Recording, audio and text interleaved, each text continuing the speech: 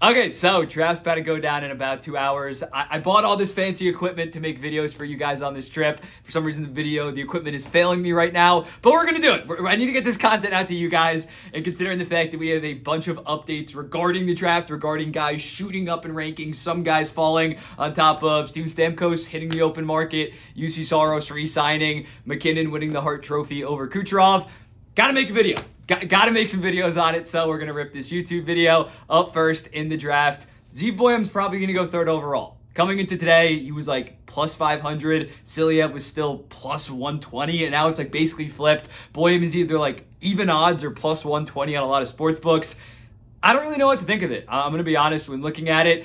They have Mintyukov, they have Zellweger, who are both left-handed, who are both offensive defensemen. I didn't like the pick of Silyev, but I could understand from a perspective of Silyev's also left-handed, but I thought he's a defensive guy, makes some sense in terms of a different play style. Not saying Zeev Boyum plays the exact same way as Olin Zellweger or Mintyukov, but it's interesting. I think Boyum's a very good prospect. He's my number 8 or my number 9 guy, I think, on my board. But he's a very good prospect. Would I take him third overall? No. Would I take him third overall if I was the Anaheim Ducks? No. It's not a horrible pick, but it definitely is a little bit of a head scratcher. Now, beyond that, it looks like Lindstrom's probably going to go fourth overall. I'd probably switch that on my mock draft. I originally had Montreal taking Lindstrom at 5th versus Demidov at 4th. I think Demidov's probably going to go 5th. Bennett Seneca is a guy to look at, potentially at 5th for the Montreal Canadiens if he's available. 6th overall now. I previously had Zeev Boyum going to Utah at 6th, and now that's obviously off the board.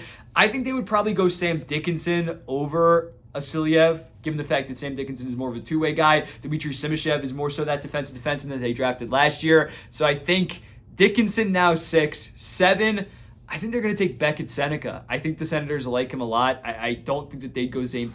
I had Zane Parik previously in mock drafts. I don't think that they like Silyev enough, so I'm going to go Beckett Seneca there. 8th would be, I think Silyev at Seattle makes a lot of sense in terms of his high upside. I think they can wait on him for a couple of years. 9th, I'm still going to go TJ Ginla to the Montreal Canadiens. No, to the Calgary Flames.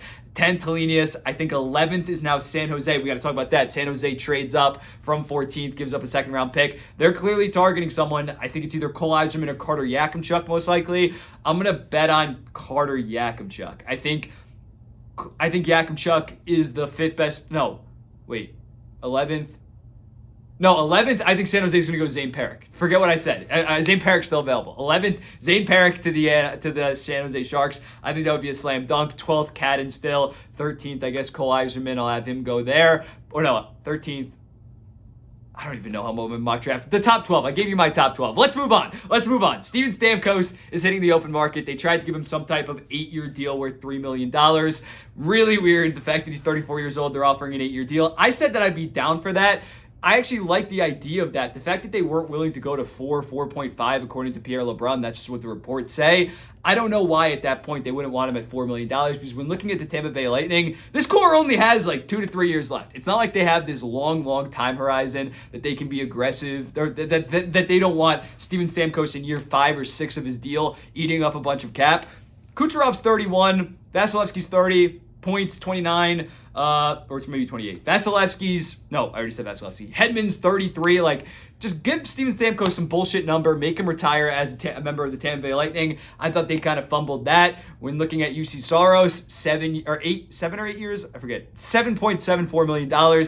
Very, very good deal. I never really thought that Saros was going to end up getting traded. You heard Markstrom and Olmark's name get thrown out a lot. You didn't really hear the same with Juuse Saros. So when looking at that, Nashville might eventually have to trade Askarov, but Askarov's still only 22 years old. Yes, he's been playing in the AHL for the past 2 years, but he's not some 24-year-old. Yes, he eventually needs a net, and especially with this deal for Juuse Saros, they can eventually trade him down the line. It's not like they gave him some mega deal that if they decide to go down the route and he's not playing good, it's an immovable contract. 7.74 is perfectly reasonable for a guy that has been a perennial top 10 goalie outside of maybe this season. So I like that deal a lot for the Nashville Predators. Some other moves, Montreal traded up to 21st overall. They're clearly targeting someone there. LA just needs a bunch of picks.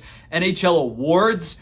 I always said that Nathan McKinnon should win the Hart Trophy. I understand if you think that it should have been Kucherov, but I think when you pile on top of the fact that defensive differences, not saying Nathan McKinnon's Selke level, but Nathan McKinnon actually was very good defensively this season. So I think when you pile on top of that, Nathan McKinnon probably was the right choice for the Hart Trophy. I understand if you go Kucherov, people will cite the fact that Kucherov led his team in points by 50. Yes, Nathan MacKinnon has Mikko Rantanen as well as Cale Makar, but beyond that, the fourth highest scorer on the Colorado Avalanche was Jonathan Drouin at 56 points versus the fourth on the Tampa Bay Lightning was like Victor Hedman at 76. Like, Tampa had some other studs. It wasn't a Taylor Hall 2018 one-man carry job. I hate that narrative. Yes, he did carry them, but they still safely, it wasn't like they snuck into the playoffs. They safely made the playoffs by like 7 points. On top of the fact that they had a lot of other high-end players. They had 4 other guys above 70 points.